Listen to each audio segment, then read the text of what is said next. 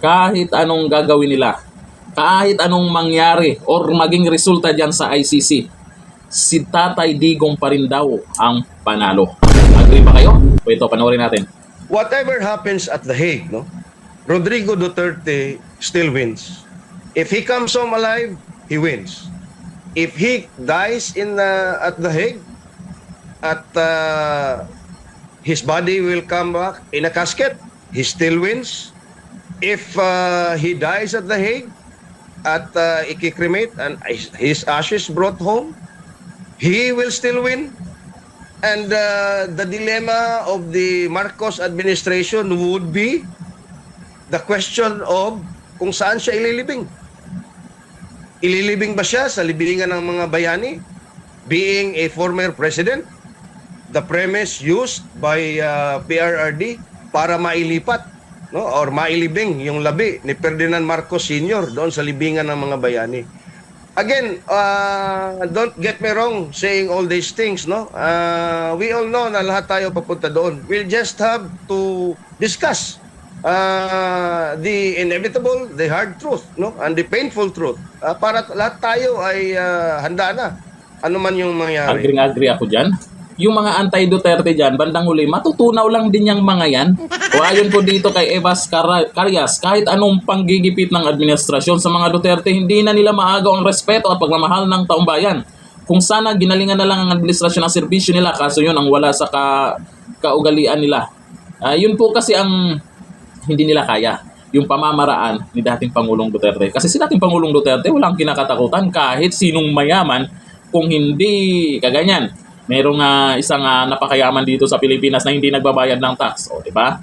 Talagang kung ano yung sinasabi niya, masusunod talaga. Yung iba, nasusunod ba? Kaya nga nasasabi ng iba na hindi na siya ang nasa Malacanang. Kaya ang sasabi ng iba, hindi na daw siya ang Pangulo. Sino?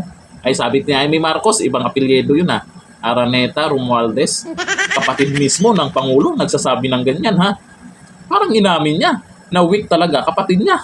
Sabi ni Lucy Catadyo, talagang sobra ako galit sa administrasyon ito. Sobrang ginawa nila kay PRRD. Tingnan niyo naman yan. Hindi makakalimutan talaga ng taong bayan yung ginawa ni Junior ngayon.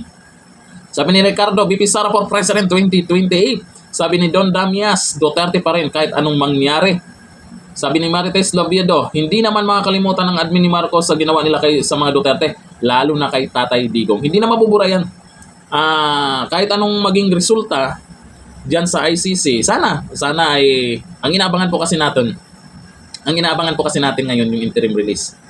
Kung maaprubahan yan, naku, magandang balita yan. Kung hindi man, at kung ano man ang maging resulta dyan sa ICC, ay alam natin na malakas sila ngayon kasi nakaupo sila Sila yung nakaupo Importante dito, bakit nandyan si Tatay Digong?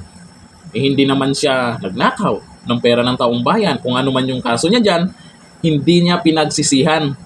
Kung ano man yung binabato sa kanya, nako, kung isipin natin, para din naman sa bayan, para mabawasan yung nagaganyan. Diba? At least nasampulan. Kung Duterte ang nakaupo sa ating bayan, ganyan talaga ang mangyayari sa mga nagaganyan. Kaya bakit ang tanong, alam naman ng mga karamihan na yan ang ginagawa ng mga Duterte, galit sa mga nagpulpupulburo, nagagalit sa mga abusado.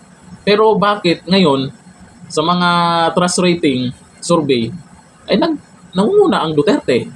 Ibig sabihin lang yan, kontento yung nakakarami sa performance ni dating Pangulong Duterte. Kaya gusto nila may Duterte na naman, lalo sa 2020.